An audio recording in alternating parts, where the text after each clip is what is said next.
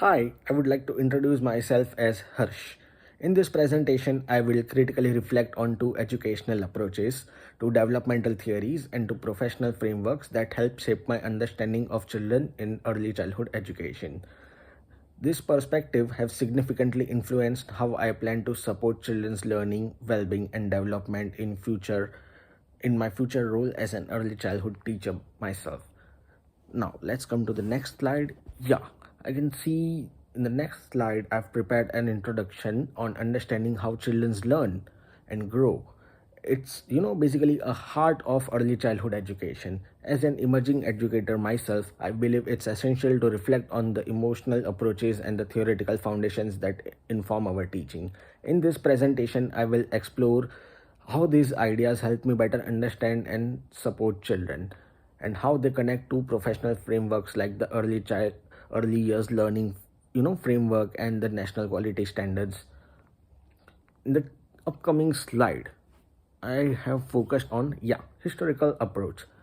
Basically, John Locke has to say that in the beginning, with a historical approach, he viewed the child as a tabula rasa or blank state, meaning that children are shaped by their experiences and environment.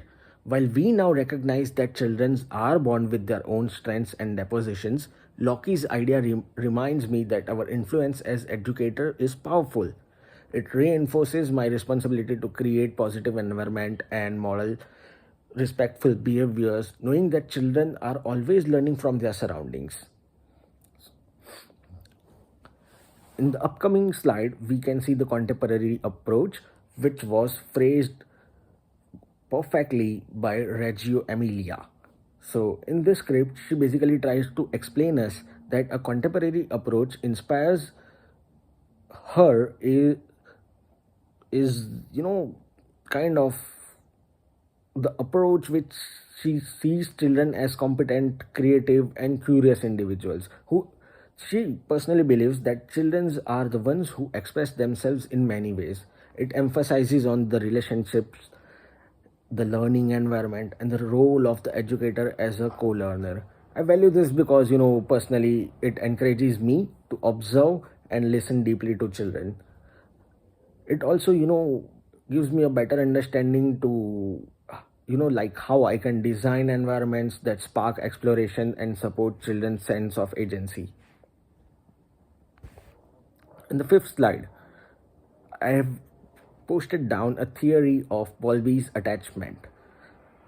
In this slide, I can see that what Bowlby tries to explain us is that due to moving developmental theories, Bowlby's attachment theory has been particularly meaningful to me.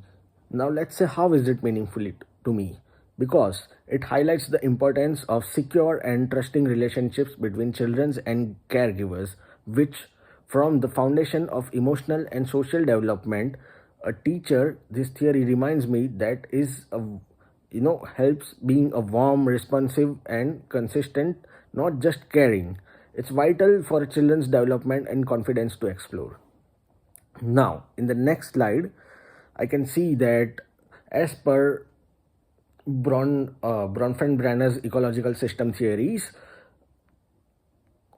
it also, deepens my understanding. It explains, like how children are influenced by multiple levels of environment from immediate family to broader social and cultural systems. This theory also encourages me to take a holistic view of each child and recognize each and every child and recognize basically their learning is shaped by the context of lives. It also reminds me to build strong partnership with families, communities to support children more efficiently.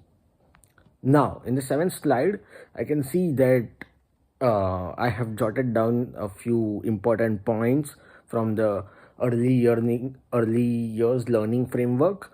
So, in this framework, I have focused on how I would particularly reflect on the early years learning framework.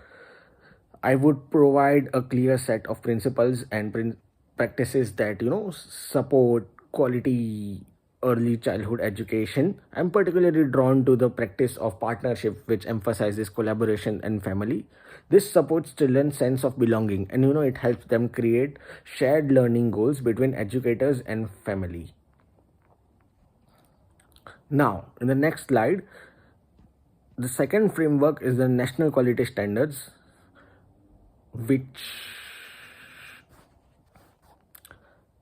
which promotes high quality learning and care across all early childhood services. It also basically focuses on engaging families in collaborative relationships. Now, in the last slide, that should conclude my presentation.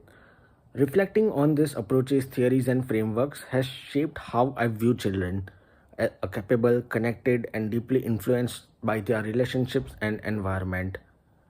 As an early childhood teacher, I would use these insights to create inclusive, respectful, and responsive learning experiences that support every child, their development and well-being. I hope you understand my concept, and thank you so much for watching.